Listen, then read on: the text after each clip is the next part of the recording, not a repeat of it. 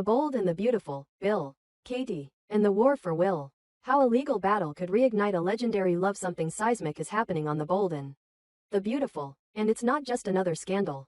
It's a turning point in legacy storytelling. For years, fans have watched the complicated, heartbreaking, and often infuriating saga of Bill Spencer and Katie Logan unfold like a storm that never quite settled. Betrayals, divorces, false starts. Brooke Logan, always Brooke. The Beatty ship has been hit so many times that some fans wondered if it had already sunk for good. But now, a storm named Luna has shaken everything back into motion. And for the first time in years, Bill and Katie aren't fighting each other. They're fighting together. And that, right there, could change everything.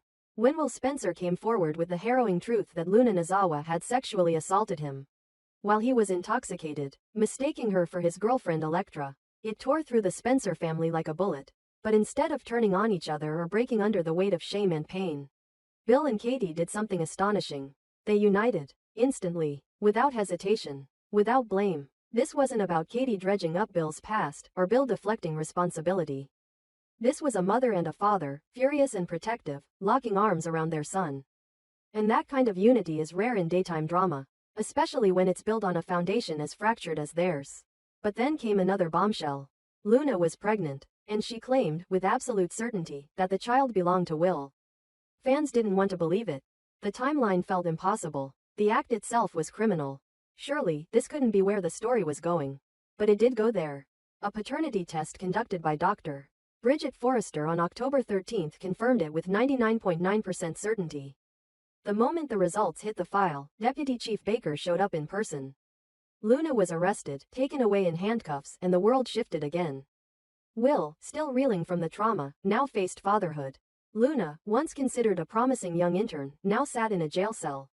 And Bill and Katie? They had a new purpose, full legal custody of their future grandchild. This wasn't just a courtroom battle, it was a war for their family's soul. And this time, Bill Spencer didn't need a scandal to remember what mattered. The rebirth of a power couple. Let's be clear, Bill and Katie are not back together. Not officially, not yet, but what they are is far more important: aligned. United, stronger together than they've been in years. That shift crystallized on October 14, when Katie confronted Luna directly and declared, with stunning clarity, "Bill and I will be filing for full custody. Not I, not my lawyers, not even the family." She named them both, together, a united front, and that moment mattered. It was a clear, public signal that the era of co-parenting from a distance was over. This wasn't Bill swooping in after months of detachment to offer resources or Katie handling the emotional labor alone. This was two parents building a legal and emotional strategy together. The language was intentional. The posture was unified. The mission was clear. And fans noticed. Because for all the turmoil between them over the years, Beatty's strongest bond was never passion. It was always will. Now, for the first time since their son's birth, they were operating as a true unit. And that changes everything. Bill's pledge, more than just a promise. Then came the line. The line that set fandoms ablaze. In a scene airing October 21, Bill looks Katie in the eyes, and then looks at Will, and tells them both that winning the custody case will be a lock. Not "we'll try," not "I hope." He guarantees it, assures them, stakes everything on it, and that single promise is what years of flowers, diamonds, and yachts couldn't. It rebuilds trust.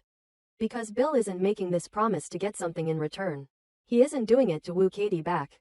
He isn't doing it to make himself look good. He's doing it because, for once, he is acting as a protector. Not just of power or reputation, but of his family. And crucially, he isn't just protecting Will. He's protecting Katie too. He's telling her, "You don't have to go through this alone. You can lean on me. I'm here. I'm not going anywhere." That, for a woman who's endured years of betrayal and letdown, is a massive moment. Because actions matter. And Bill is finally acting like the man Katie always hoped he'd become. From courtroom to commitment? So, will the courtroom battle over Luna's baby turn into the ultimate second chance romance? Let's not get ahead of ourselves. There are a lot of variables still in play. But let's also be honest, the groundwork is already being laid. The custody suit forces them to spend extended time together. Lawyers, court dates, private strategy sessions. These aren't bitter co-parenting drop-offs or tense holiday arrangements. These are long, deliberate conversations. This is Bill and Katie functioning together. As a team. And more importantly, there's no romantic obstacle between them. No new lover. No third-party tension, yet. Just two parents, focused on their son. rediscovering how powerful they are when they trust each other. And this trust is being earned. Not fast-tracked, not glossed over. We're watching Bill prove himself in real time. Day after day, through pressure, stress, heartbreak, and uncertainty.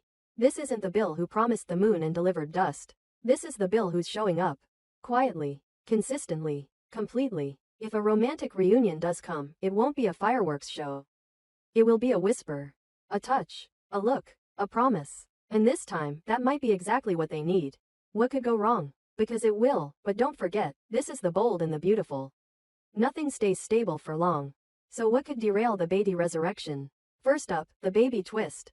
There's growing speculation that the baby may not survive, or worse, may not be Will's at all.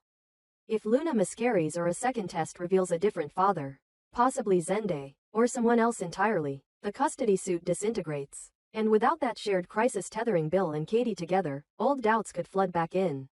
Katie might question whether Bill's renewed focus was genuine, or just a response to danger. That fragile new trust could shatter before it solidifies. Second, the return of Dollar Bill.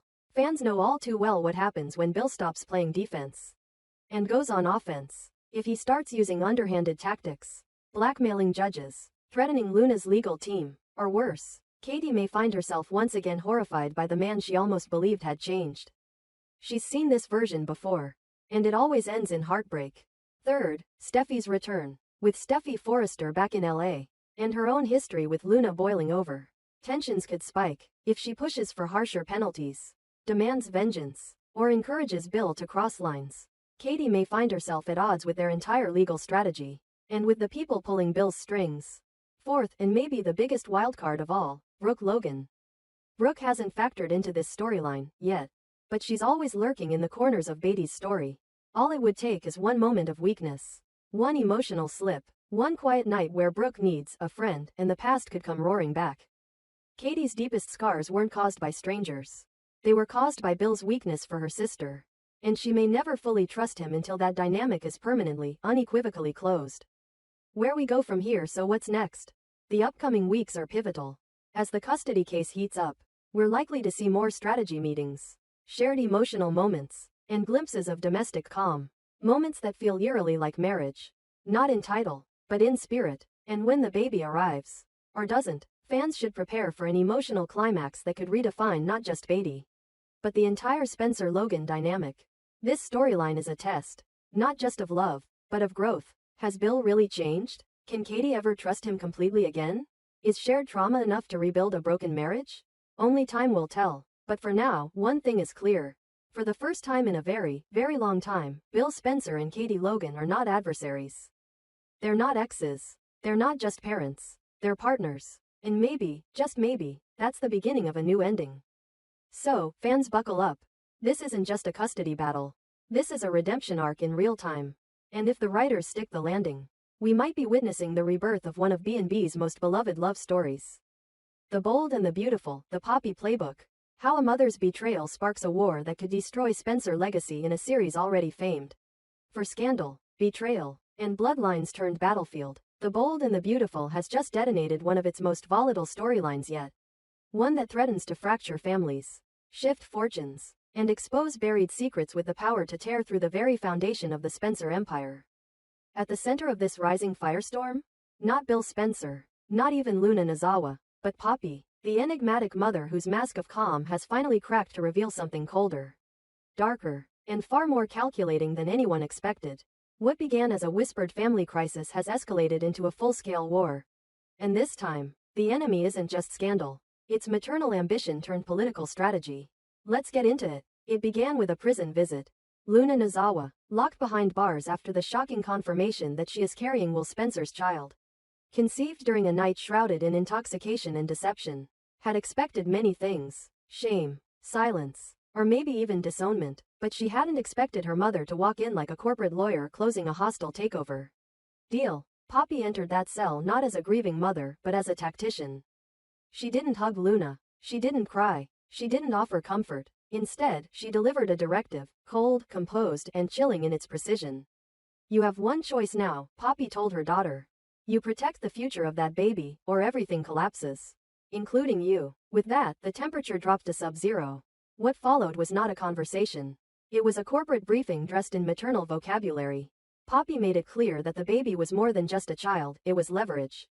Legacy. Power. And if Luna wanted to survive the storm coming her way, she would play the part Poppy had scripted.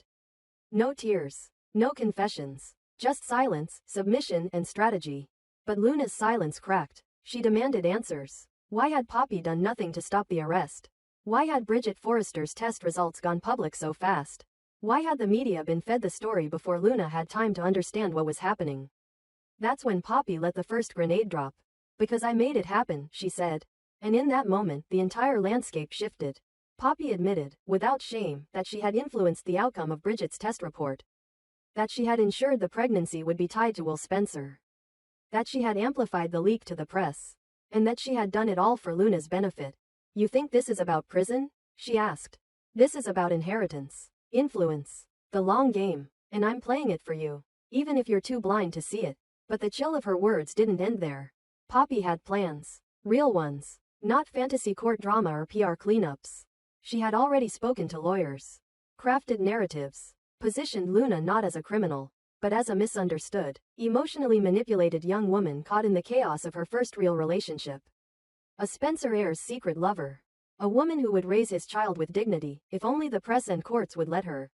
And she had a target, the Spencer Family Trust. Poppy revealed that she had been mapping Spencer financial structures for months. Ever since Luna started getting close to Will. With the child now legally tied to the family line, there were options.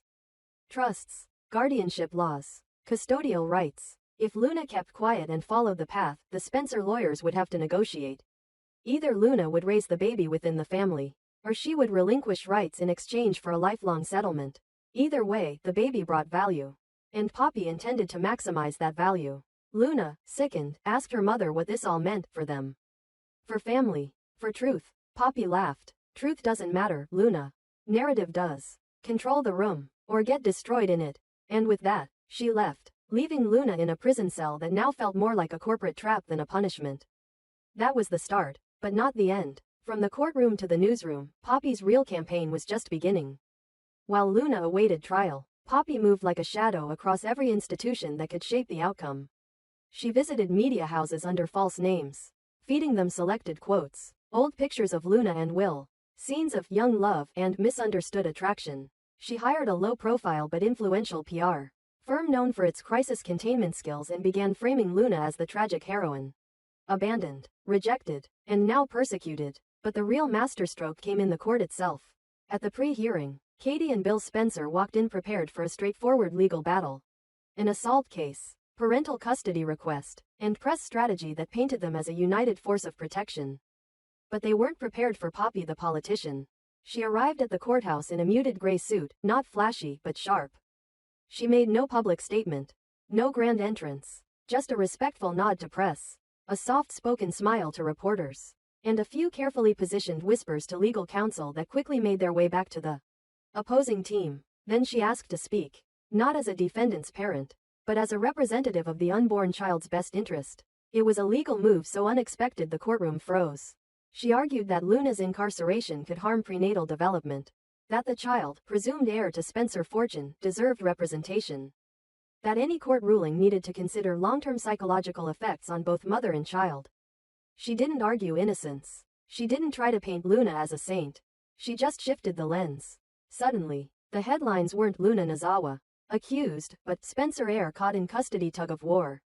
Poppy wasn't seen as the mother of a criminal. She was being cast as a tragic guardian caught between two worlds. The judgmental upper crust of the Spencers and the rights of a young woman trying to raise her child. It worked. Public sentiment began to tilt. Online polls softened. A daytime anchor called the case a modern class war disguised as a family dispute.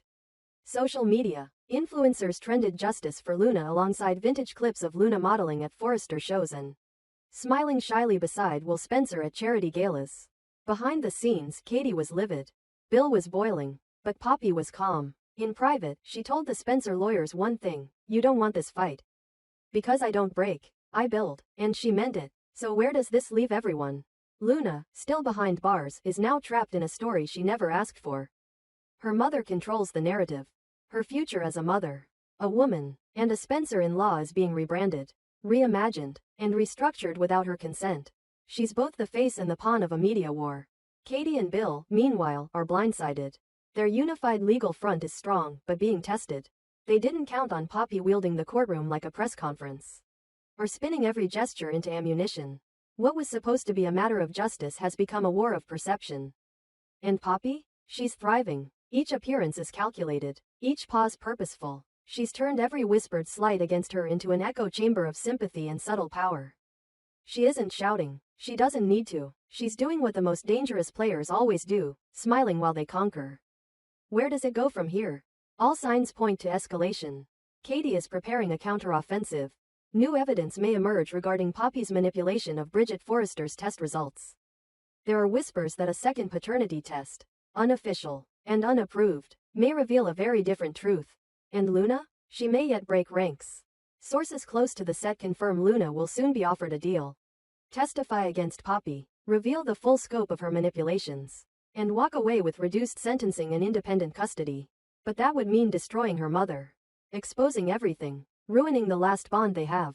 A bond already cracked, possibly beyond repair. So what's the endgame? Poppy doesn't want redemption. She wants results. She wants the child born into privilege, protected by contracts, armored by legal precedent. She wants control, not just of Luna's future, but of how history will remember this entire saga. And she's not done yet. More press appearances, more backroom dealings, more whisper campaigns in country clubs, legal circles, and even hospital boards. Poppy's transformation from grieving mother to political tactician is almost complete. And the scariest part? She may win. In a world where power is rarely soft, where family drama becomes courtroom spectacle, and where love means nothing without leverage, The Bold and the Beautiful has introduced a new kind of player. Not a lover, not a mogul, a mother who plays to win. Poppy Nozawa isn't fighting for forgiveness. She's rewriting the rules. And if you're not playing her game, you're already losing.